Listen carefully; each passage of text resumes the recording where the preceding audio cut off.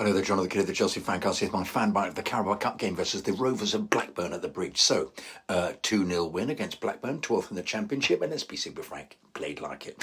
All credit to them, though. No 10 men behind the ball here, no low block for us to piss about against and fail to get past, no counter-attacks based on booting the ball up the pitch and chasing after it. They play open football, and the golfing class is pretty enormous. But guess what? We made heavy weather of it. Gillette was at his sloppy worst, destroying any momentum an attack may have had by stopping and passing backwards. Jackson maintained his weekend standard by being clueless again. Whatever skill and confidence he had in pre-season has completely evaporated. At least he ran about a bit more than he did versus Brentford, and possibly paid attention to Alan Shearer's scathing criticism of him on Match of the Day. But at the moment, he's in the top 10 of worst Chelsea strikers ever to grace the grass of Stamford Bridge. He makes Kesman look good. He didn't manage one clear shot on goal.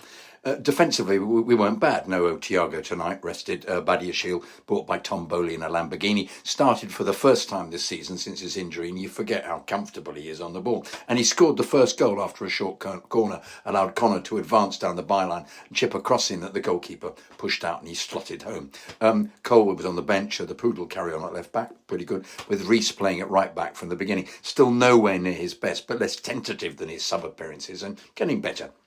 No Billy Whiz, but Enzo back, very industrious, still hitting shots straight at the keeper, but at least shooting. But Moises was on the bench, making the midfield unbalanced, and Leslie Ugochukwu is no substitute for him. And weirdly, Connor had a poor game. Whenever I see him on the right wing like tonight, I can never work out what's going on. Wherever he was playing, he seemed a bit off the pace. Cole Palmer, however, was terrific again. He's got a bag of talent, that boy, that he dips into every game. So comfortable on the ball, spraying passes and back heels all over. Best purchase of the transfer window. I've said this before. There were many brilliant moments from him, and my favourite was in the second half where he burst onto the ball at speed, burst past the full back inside and then out again, blasted a shot from the angle. Goalkeeper did well to push over. Brilliant. Similarly, another low shot push around the post. Terrific. Credit goes to Gillette, who after a lazy, unfocused first half came out for the second with his boots on fire, where the Poch told him to buck his ideas up. We'll never know, but he made one fabulous run where he beat about 4 players and attempted to toe poke it in after being knocked off balance by a challenge, and of course scored the second goal with a fine drive from the left into the far right corner after Palmer had set him up.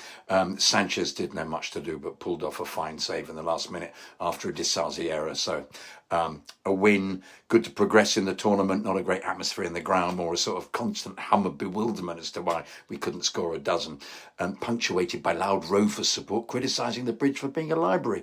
Home tie versus Newcastle next round. We'll need to play much better than this, as we will against Spuds next Monday. I'll be back on Friday with Chidge and guests to discuss this at 7:30. Make sure you listen on Mixler, download it from Acast or all good podcast providers. Come on, Ukraine, and hang out.